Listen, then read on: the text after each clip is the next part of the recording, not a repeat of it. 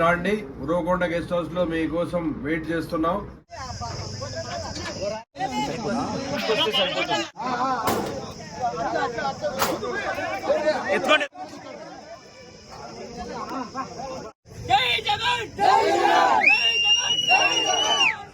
అయిన తర్వాత పనులు మొదలైనాయి, పూర్తయినాయి. మరి ఆయన ఎప్పుడు చేశారో ఒకసారి ఆయన కూడా చూడండి. మార్చి 96 నుంచి మీరెందుకు పనులు చేపట్టలేదు? మరి ఇదంతా వాస్తవం కదా, మేము చెప్పేది కాదు.